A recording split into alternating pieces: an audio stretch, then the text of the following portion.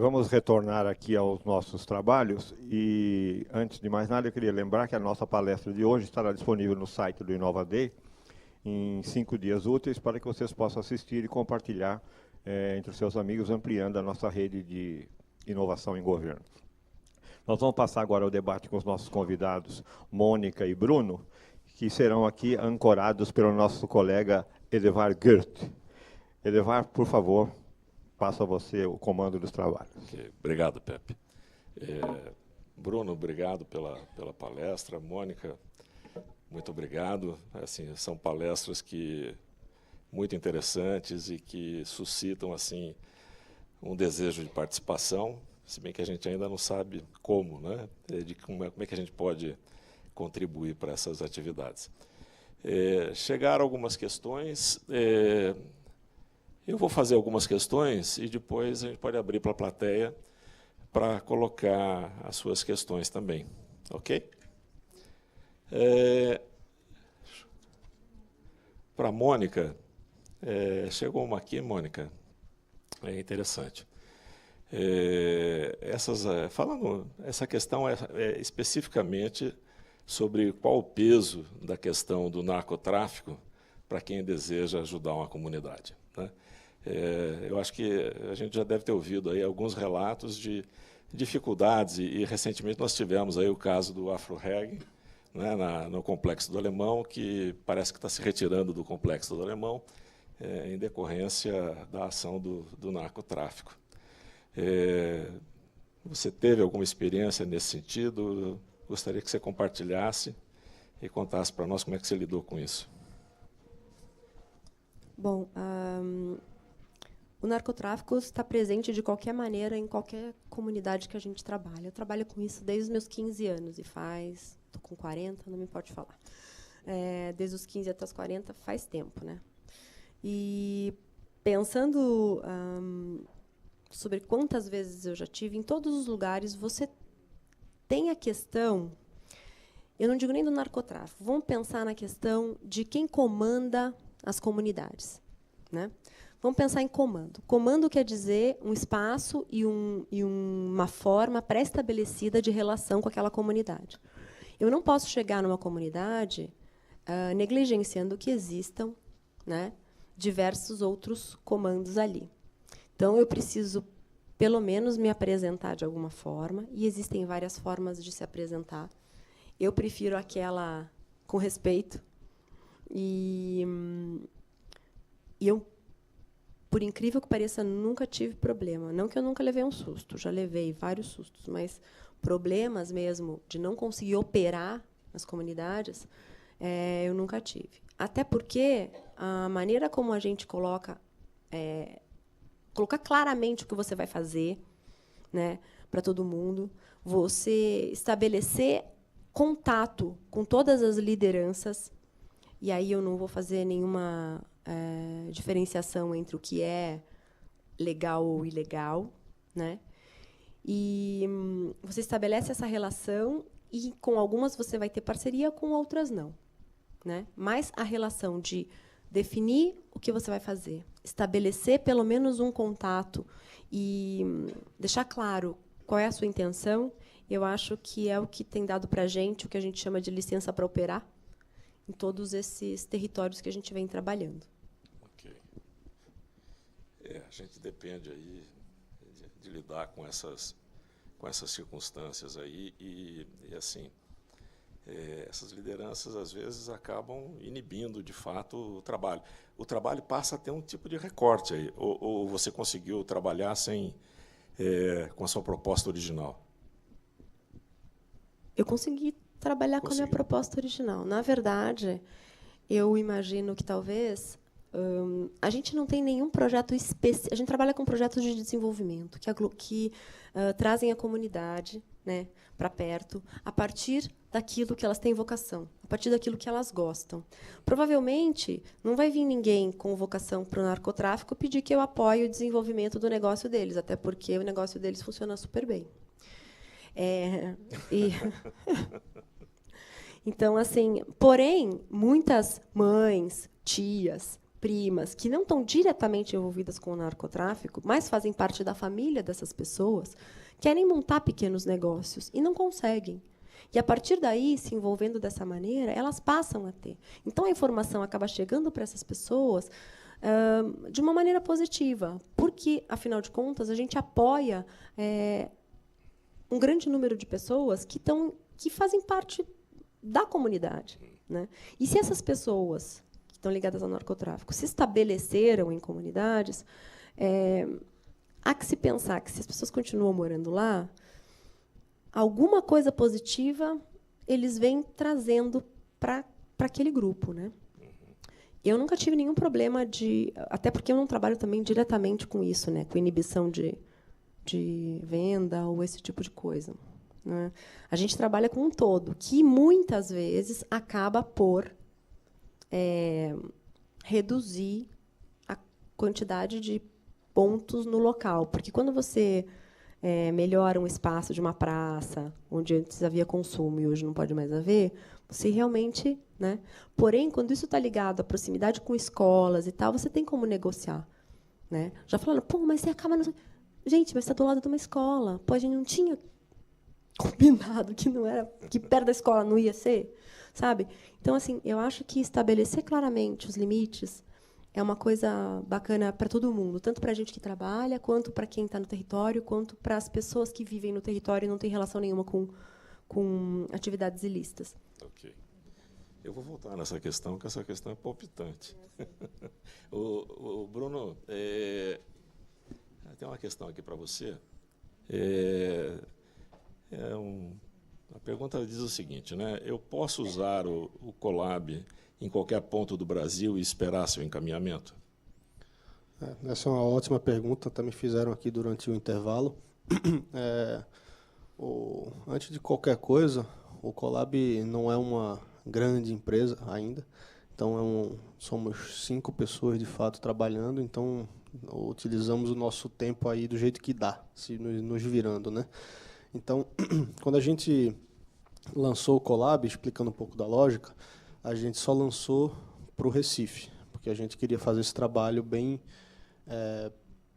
próximo mesmo de mandar tudo para a prefeitura, até que a prefeitura fizesse o papel inverso, de acessar o Colab para ela própria gerir as informações. Depois a gente lançou para São Paulo, e aí com o prêmio que a gente ganhou, a gente decidiu por abrir para todas as cidades do Brasil, qualquer ponto do Brasil, respondendo sim, hoje você pode fazer, só que a primeira coisa que você faz quando você acessa o Colab é escolher a sua cidade. E na maior parte das cidades ainda, quando você escolhe, a gente dá uma informação de que a sua prefeitura ainda não está conectada, né? Obviamente você pode postar, mas a sua prefeitura ainda não está conectada. Então, o que a gente vem fazendo gradativamente, a gente vem fazendo esse trabalho de enviar para as prefeituras, e aí que prefeitura a gente manda depende da relevância que aquela cidade passa a ter dentro da rede. Então, vou dar um exemplo prático, né? Limeira é uma cidade que tem muita postagem. Teve um parlamentar de lá, um vereador, que adotou a plataforma, né? Então está fazendo um bom uso, está divulgando, então tem pessoas que estão usando muito, então isso fez com que a gente fizesse esse trabalho mais próximo da prefeitura de Limeira. Então esse é um exemplo, obviamente, de muitos, né?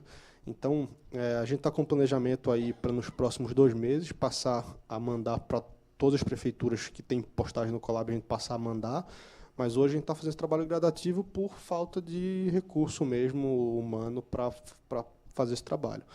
E, finalmente, óbvio, o que a gente espera é que não faz sentido nenhum a gente mandar, e no longo prazo as prefeituras todas estarão utilizando, né?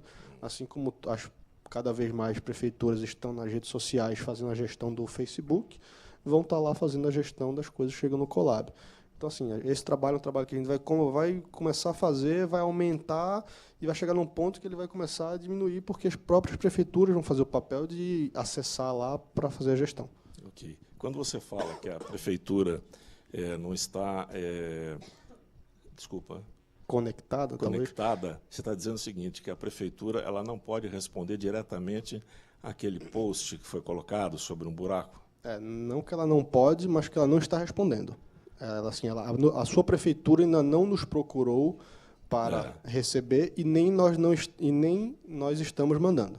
Por exemplo, então hoje, se eu postar a respeito de um problema de calçamento numa prefeitura que não esteja conectada, essa prefeitura ela vai entender aquilo como uma reclamação, ela vai fazer um comentário como um nó dessa rede, porém ela não responde oficialmente, ou seja, o encaminhamento disso aí não vai existir. É isso que você está... Não é bem isso. Quando eu falo que não está... Imagina, vamos pegar um exemplo qualquer. Vamos pegar, sei lá... Porto Feliz. Sua cidade lá. Então, Porto Feliz. Se você vai lá em Porto Feliz e coloca um problema de um buraco na rua lá em Porto Feliz, quando você escolhe que você é de Porto Feliz e tal, já fala, a sua cidade não está conectada. Não sei nem se o termo é conectado é esse mesmo, eu estou falando de memória aqui. Mas quando você recebe isso, o que é que significa? Você vai poder postar lá, outros cidadãos vão poder comentar, vão poder toda ter interação entre os usuários, e a prefeitura pode até acessar lá, extraoficialmente, e pegar informação. Mas ela nunca entrou em contato comigo para acessar o ambiente administrativo, e nem eu estou mandando para ela naquele trabalhinho de fazer a pressão. Então, como tudo é transparente no Colab, se a prefeitura acessa e ela mesmo pega as informações e eu não fico sabendo, ok, ótimo, até acho, assim, é bom. Só que a gente sempre espera que a prefeitura nos procure para que ela acesse as informações no ambiente gerencial, onde ela possa abrir o número de protocolo. Então, se ela nem fez isso e nem eu estou mandando para o serviço de ouvidoria até que ela desperte o interesse em nos procurar, aí é quando eu digo que a cidade não está conectada. Tá ok. Então, assim, ela poderia chegar, resolver o problema e postar dizendo, olha, resolvi o problema, assim, precariamente, mas ela consegue... Pode, porque qualquer perfil ou página do Facebook pode ter uma página, um perfil dentro do Colab. Okay. Então, ela pode muito bem fazer isso, se ela quiser, sem comunicar nada a gente, sem nada, tudo extraoficialmente, que funciona também. Ótimo, perfeito. Não tem problema nenhum. Alguém quer fazer pergunta da plateia? Álvaro?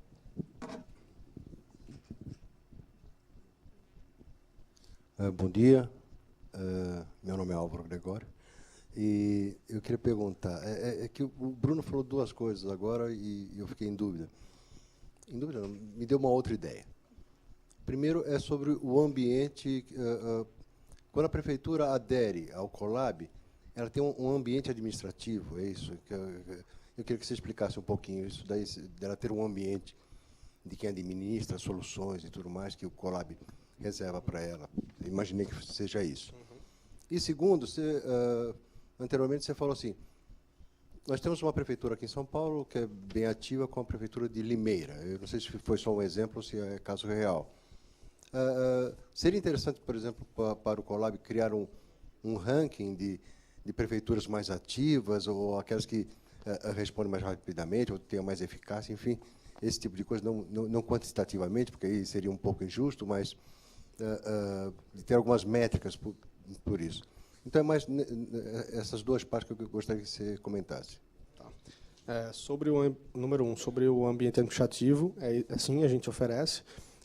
Hoje, quando você entra no Colab, como é tudo transparente e aberto, se você digitar lá, tem um campozinho de busca, né? Você digita lá Limeira, SP, aí vai ter o resultado lá, Limeira, São Paulo. Aí você clica lá em Limeira, São Paulo, você vai ter lá o mapa com as postagens de Limeira e você vai ver todas as postagens de Limeira num formato de mural, né? Num formato de Facebook, de feed de notícia, né?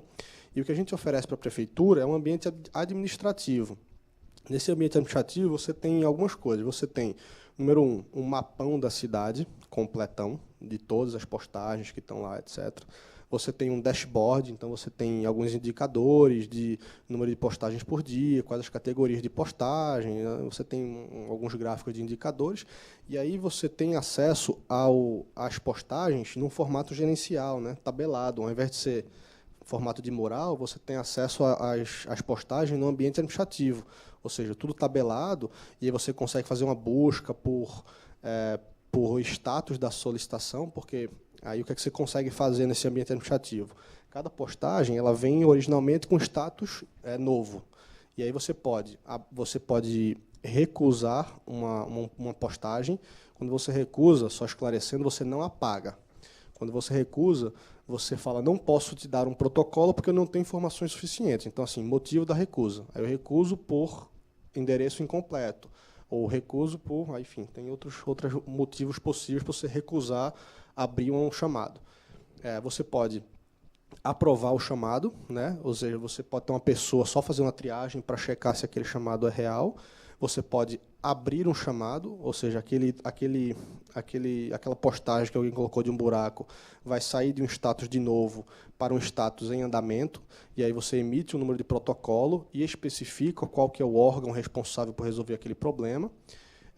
E depois você pode encerrar o chamado, e aí quando você encerra o chamado, você informa ao cidadão que no âmbito da prefeitura aquele chamado foi encerrado, e aí o cidadão pode ir lá e marcar a postagem dele como resolvida, que tem um tiquezinho lá que ele clica para marcar como resolvida. Então, esse é o ambiente administrativo, você vê tudo tabelado, você tem essas ações que eu falei, de aprovar, abrir protocolo, recusar e encerrar, e você consegue fazer toda uma busca por número de protocolo depois, para você verificar como é que está o status daquilo. Você pode fazer uma busca por todos os que estão em andamento, todos os que foram encerrados. Você consegue ter vários níveis de informação ali dentro daquele ambiente. A resposta número 2, que foi sobre o ranking, né? A Prefeitura de Limeira é um caso real, é verdade, não é um exemplo, mas é um exemplo real. E o ranking eu acho uma ideia excelente. Se você quiser dar sugestões de quais os critérios para montar esse ranking, a gente monta. Vamos fazer. Legal. Tem uma outra... Mais alguém quer perguntar? Pois não.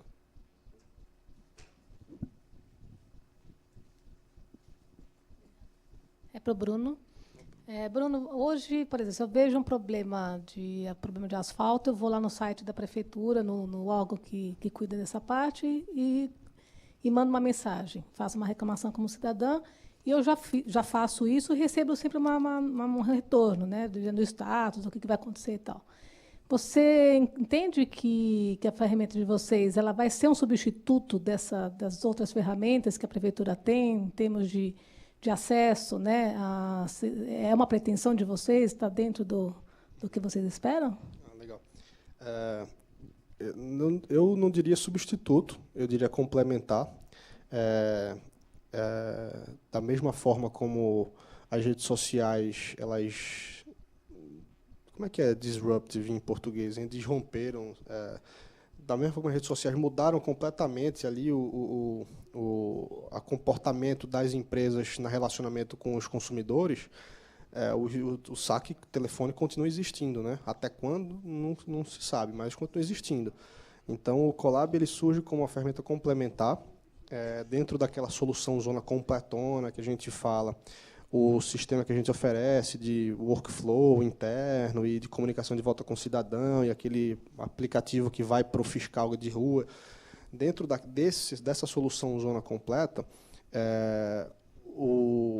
a prefeitura ela pode tanto receber chamados via Colab, quanto pode abrir um chamado no atendimento presencial, quanto via telefone, então vira um negócio multicanal.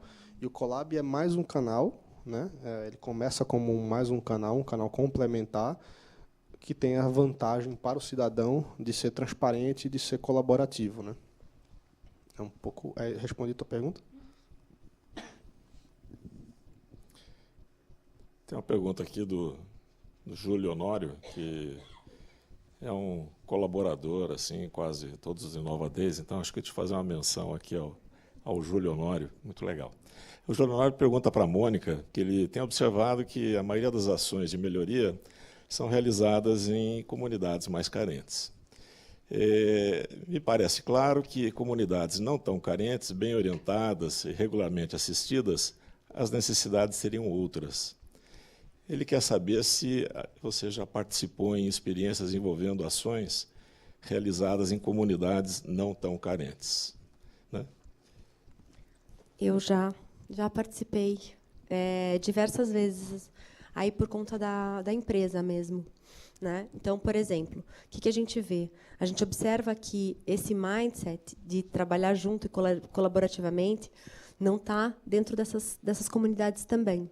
Então, a gente vem trabalhando, o Transition ele é um movimento que nasceu em comunidades de média renda. Né? Tanto que a Brasilândia é a única comunidade do mundo de baixíssima renda que entra nesse movimento. Todas as outras são de média renda. Por quê? Porque a base dele é iniciar com pessoas que já estão na comunidade. Então, qualquer um de vocês, dentro da sua própria comunidade, pode iniciar esse movimento, que é um movimento de transição para sustentabilidade na sua comunidade. E aí você vai usar a base normal do Transition, que você encontra lá no Transition Movement, pela internet. Todos os livros estão abertos, inclusive em português foi a gente que traduziu. Né? Então, todos os livros são lá, estão liberados, é uma tecnologia aberta.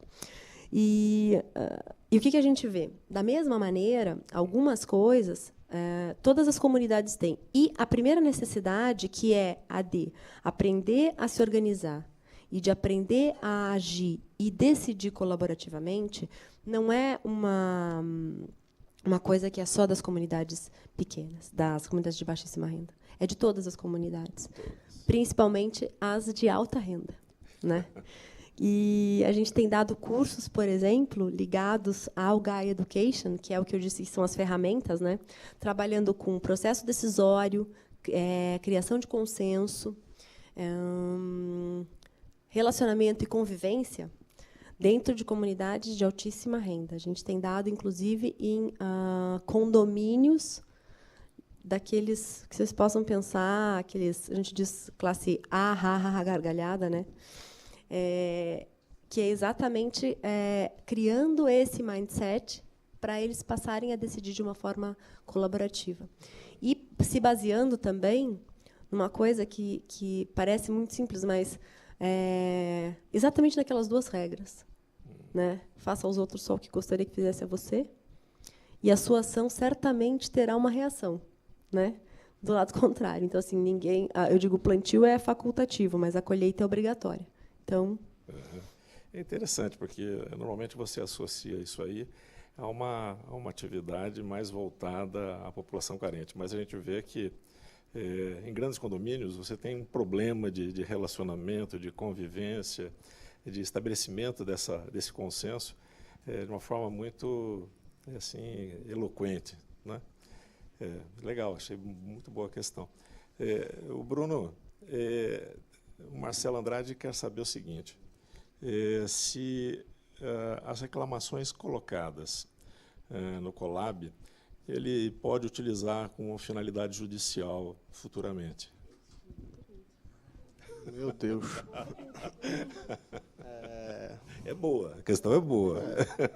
Olha, eu acho que pode usar tanto quanto ele pode usar uma postagem de Facebook.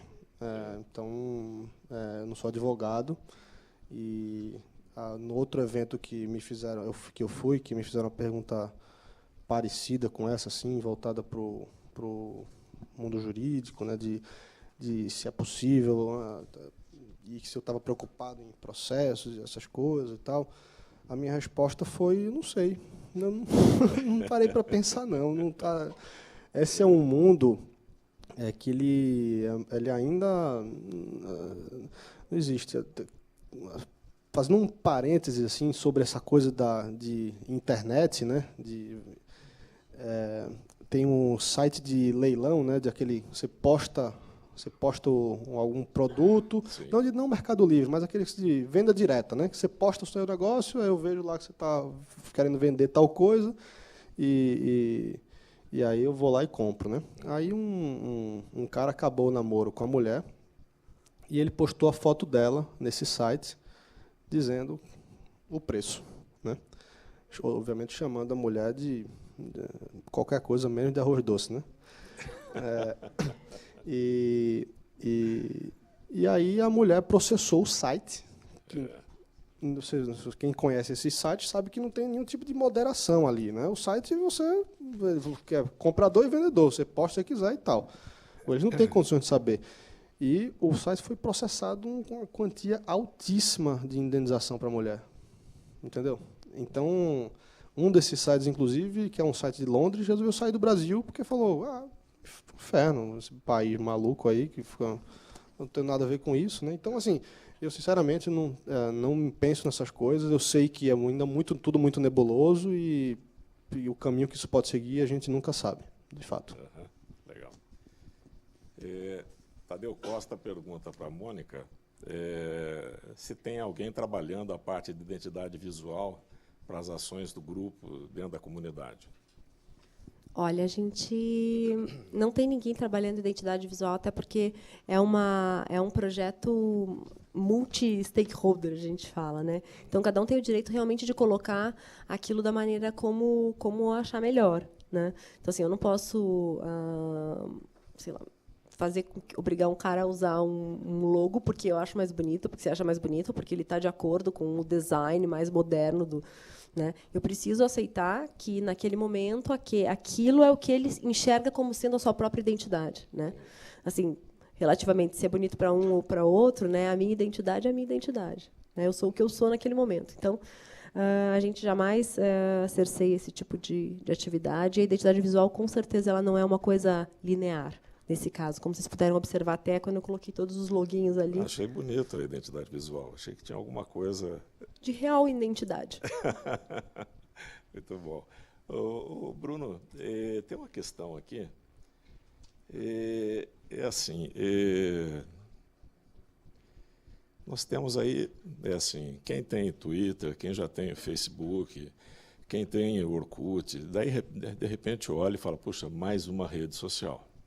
Né? Eu acho que você vai lidar com essa questão que vai estar na cabeça das pessoas aí, mais uma para responder, mais uma para interagir e tal. O que você pretende fazer para que isso se integre de uma forma mais, uma forma mais agradável, para que a pessoa realmente frequente a sua rede, além da questão da cidadania, da importância de você se apropriar do seu espaço e de você chegar lá e participar como cidadão. Né?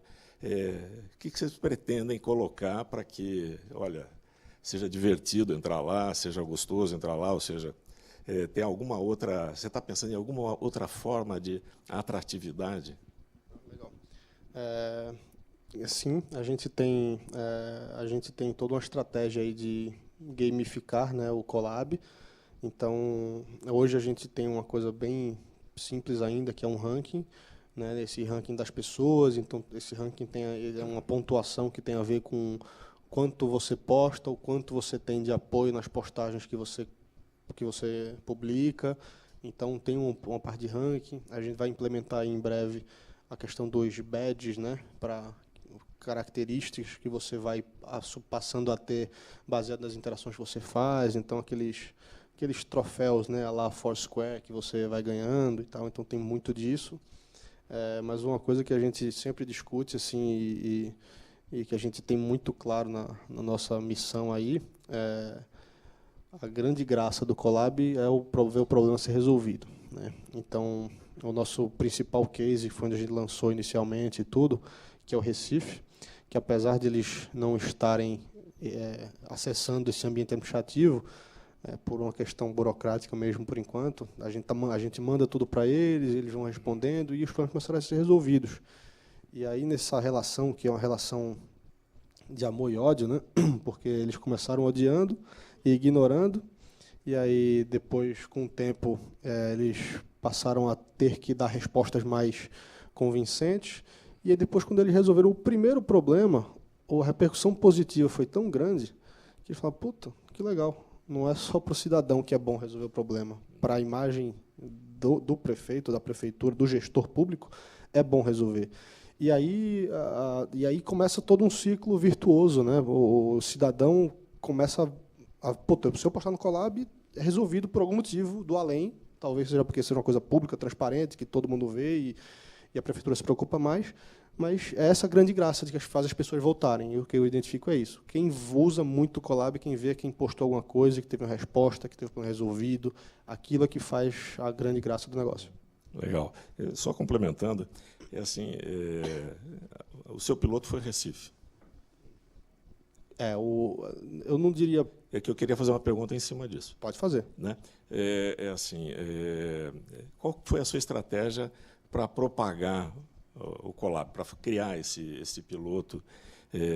Como é que você convenceu as pessoas você foi falar onde? Você apresentou na universidade? Como é que foi isso aí? Excelente pergunta. Em Recife, existe um grupo lá muito atuante, muito forte, chama Direitos Urbanos. Né? Depois manifestos, eles têm 12 mil pessoas num grupo do Facebook, mas antes disso eles tinham 7, 8 mil. Mas o que a gente fez, obviamente, a construção do Colab não foi uma coisa construída a 242 mãos, né?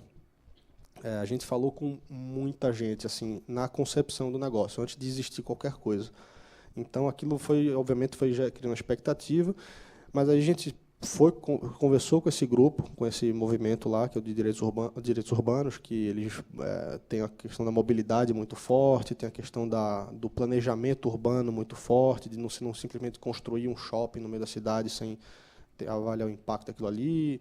Então, para quem tem que estar ligado a essa coisa do urbanismo, é o pessoal que organizou aquele Ocupa Estelita, não sei se quem ouviu falar, que é uma área lá do centro do Recife que queriam derrubar os armazéns antigos para fazer uns prédios, eles ocuparam a área lá, enfim. Mas aí o piloto mesmo, a gente pegou um subgrupo do Direitos Urbanos, vamos dizer assim, chamado de subgrupo, que era um pessoal daquela massa crítica, bicicletada, o pessoal que usa muito bike. E aí a gente pegou desse grupo, o beta, né, a gente lançou para cerca de 80 convidados. Desses 80 convidados, a gente tinha aí 40 que eram jornalistas e vereadores até, urbanistas renomados da cidade, pessoas bem influentes, formadores de opinião, e 40 cidadãos que andavam de bike pela cidade todo dia. E a gente fez um projeto de fazer um levantamento dos problemas relacionados à mobilidade urbana na cidade durante o período de teste. E aí, na primeira semana que a gente abriu o Colab ao público, a gente já tinha um puta relatório com um monte de problema de mobilidade. E aí aquilo foi matéria de uma página inteira no principal jornal da cidade. Então, foi assim que a gente começou, né? A gente começou pegando um grupo de nicho específico para fazer um levantamento de uma questão específica, para dali aquilo ter uma repercussão de mídia, porque a mídia é um aliado muito forte do Colab, e dali o negócio ir se propagando e ir ganhando corpo mesmo. Legal. Bacana. Mônica, eu tenho uma curiosidade assim, a respeito dessas intervenções. Não tem nenhum preconceito a respeito de assistencialismo. Eu acho que em alguns momentos a gente, de fato, é necessário, né? Mas assim, até que ponto se transforma? Até que ponto isso é uma ação muito mais assim social, do ponto de vista de que a coisa acontece quando nós estamos lá? Eu queria que você comentasse essa curiosidade. Eu não conheço de perto essa sua experiência, então eu queria entender até que ponto, quando vocês saem, aquilo se propaga, aquilo continua, aquilo é mantido. Se você realmente, através dessas ações, você altera hábito, você altera anseio, você altera a expectativa de recompensa. Porque a gente sabe muito bem que sustentabilidade é caro, né? Quando você vai numa feira comprar produtos sustentáveis, eles são muito mais caros do que produtos que usam agrotóxicos, que não são tão sustentáveis quanto aqueles. Então, eu queria que você comentasse isso aí. Acho que aí a gente tem duas questões. Eu vou começar pela segunda, né? Que é a visão de que sustentabilidade é caro. Na verdade, sustentabilidade em si, quando a gente olha para ela, não enxergo como a palavra sustentabilidade especificamente. Eu enxergo como uma maneira de viver que seja mais resiliente. Se ela é mais resiliente, ela não pode ser cara, né? Então, assim, se a gente falar que se alimentar de coisas sustentáveis é caro, aí eu vou dizer depende. O que a gente buscou lá foi exatamente uma alternativa que não fosse cara, né? Que foram as hortas perenes e que pudessem, né, trazer uma maneira de se alimentar que fosse mais nutritiva. Então, assim, vamos lá. O que é melhor? Comer as coisas sustentáveis porque não tem agrotóxico. Ok, não tem agrotóxico, então é isso que eu estou buscando. o que comer pode ser uma maneira diferente de comer. Pode ser uma horta perene, pode ser alguma coisa que eu cultive na minha casa, não necessariamente precisa ser caro, né? A questão dos outros itens, de construção, de todas essas outras coisas, tem a ver com a demanda, que ainda não é uma demanda suficiente para poder baratear a coisa, né? E se a gente não começar a usar, nunca vai ser. Então, assim, é fresquinho porque vende mais ou vende mais porque é fresquinho, né? Então, um pouquinho é nessa questão que a gente entra. Aí, quando você fala, e a partir da mesma maneira, eu acho que sustentabilidade é você olhar para o local e avaliá-lo e tentar desenhar, junto com aquelas pessoas, alguma coisa que seja viável para lá. E é por isso que não acaba. Porque, na verdade, não foi desenhado por mim que fui lá fazer a intervenção. Na verdade, eu comecei, tanto que, assim, eu digo, a minha empresa, e o que eu faço é educação. Eu trabalho com educação, é preparar as pessoas para que elas possam, depois, gerir o seu próprio processo, né? Então, assim, a partir de um determinado tempo, você vai desmamando, que a gente fala, né? Desmamando é um jeito interessante de fazer, né? Que é uma coisa de mãe, não adianta. A gente tem isso, a mulher tem isso, assim, é um negócio inerente, né? Então, e desmamar tem a ver exatamente com isso, assim, como é que você faz com que essa pessoa passe a ter as suas próprias soluções e possa buscar e encontrar suas próprias soluções. Então, é por isso que, então, a Brasilândia não é a única experiência que eu tenho, assim, desde os 14 anos faz tempo, né? Então, assim, o que acontece? Devagarinho, a gente foi construindo essa maneira de pensar, que é como você faz uma intervenção numa comunidade e quais são os pontos que realmente funcionam na maioria delas. Então, assim, ação e reação. Qual a ação que eu tenho que, em todas as vezes que eu usei, deu certo na comunidade? Então, primeiro, quando você trabalha com as vocações locais, né? As vocações locais é básico para que a coisa continue. Por quê? Porque, primeiro, a coisa já está lá, foi uma análise local, e, normalmente, a gente pega insumos que estão disponíveis. Então, uma coisa fácil. Segunda coisa, quando você é aquele take from the heart. Então, assim, quando você pega a pessoa pelo coração, aquilo que ela realmente quer fazer, né? Então, assim, se é aquilo que ela realmente quer fazer, você pode ir embora. Porque, assim, ela sonhou com aquilo a vida inteira e agora ela está podendo fazer. Então, ela vai continuar, né? Então, assim, são as duas coisas, as primeiras duas coisas. E a segunda, que é o empoderamento. Que, assim, você mostrar para ela que ela não depende de ninguém para fazer aquilo. E que, se ela achar que ela depende, ela está tendo uma visão errada dela mesma e do mundo, né? Então, assim, ela passa a ter uma outra visão. Eu acho que esses 3 pontos são pontos importantes, assim, que eu colocaria como sendo a base da continuidade de um trabalho em qualquer lugar que seja. Assim, você pensar no que o outro está pensando mesmo. Esses 3 pontos, para mim, são os pontos principais, que é o que, para mim, garante que a gente, quando sair, vai continuar existindo. E isso essa experiência eu tenho em vários outros territórios, né? Brasilândia, eu digo assim, que foi onde eu trabalhei todas as questões, né? O design de sustentabilidade, você poder mexer com tudo. E nessas outras eu fui trabalhando coisas específicas, por exemplo, um grupo de geração de renda, um projeto de desenvolvimento do bairro, sabe? Então, tipo, coisas específicas. E aqui a gente conseguiu juntar todo o melhor de uma experiência. Ok, legal. Alguém deseja fazer mais alguma questão? Como nós estamos nos finalmente, eu vou abrir para que você faça uma pergunta para o Bruno e o Bruno uma questão para você, né? Caramba, hein? Sendo democrático. Ninguém avisou isso antes.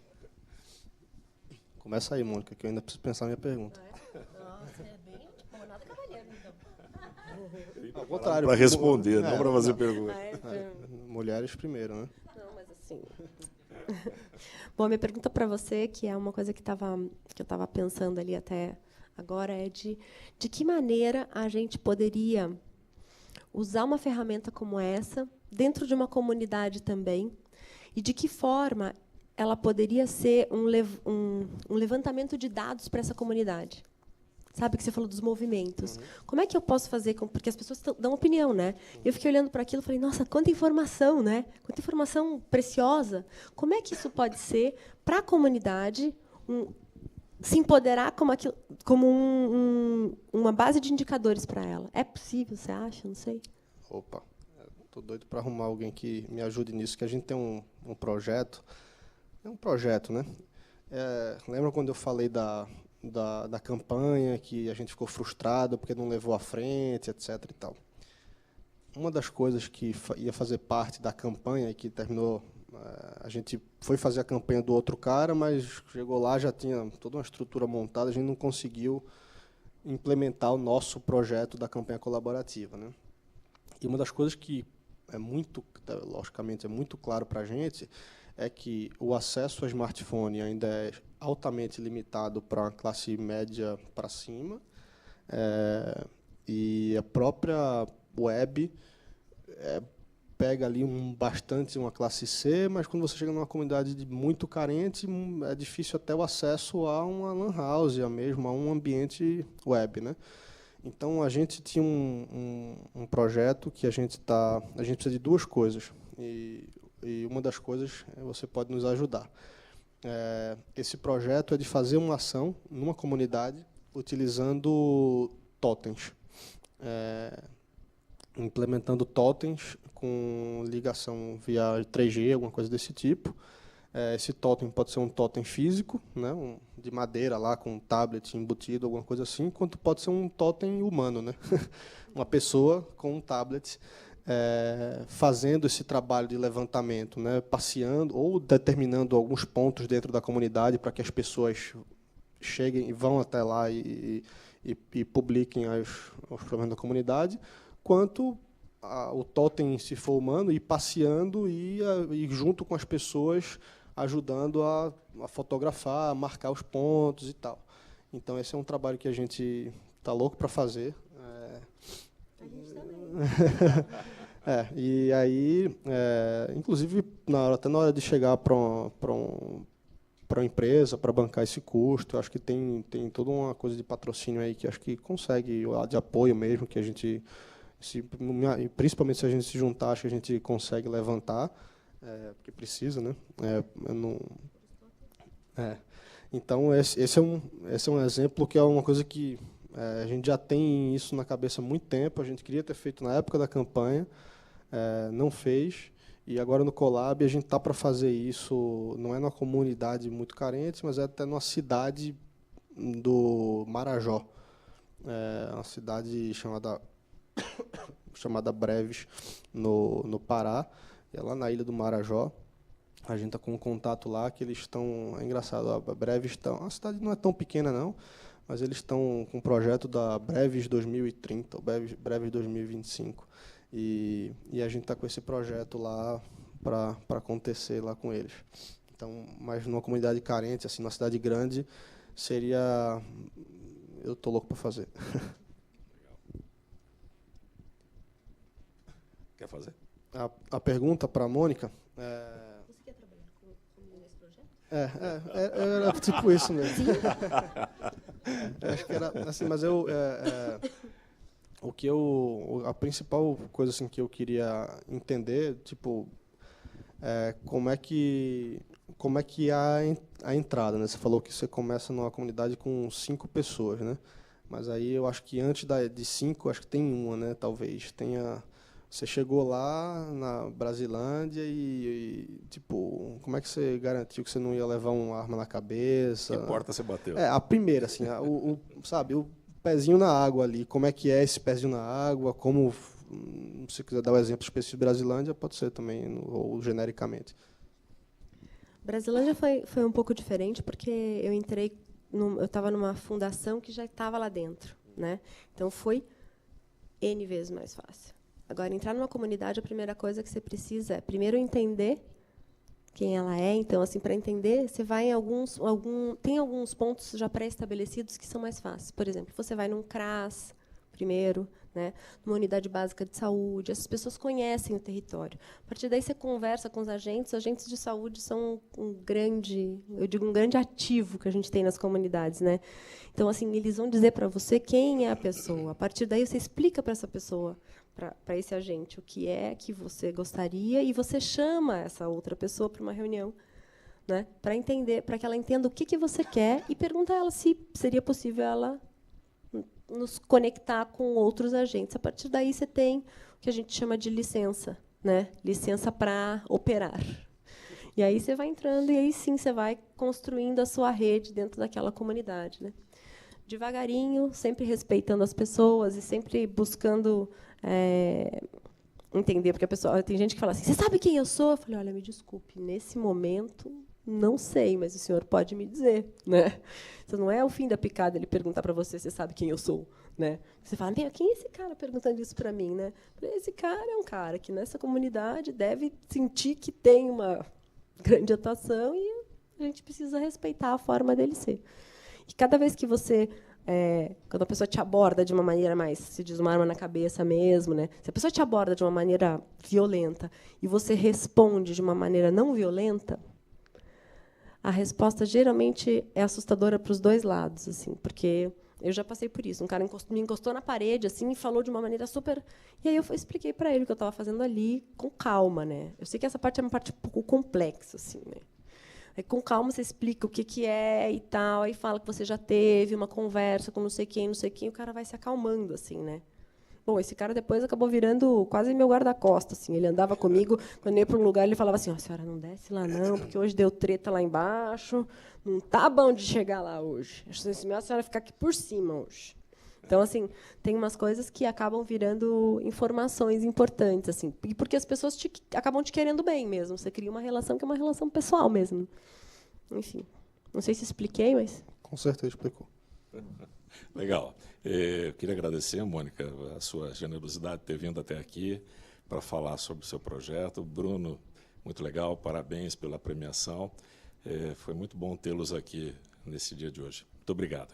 Obrigado, que agradeço.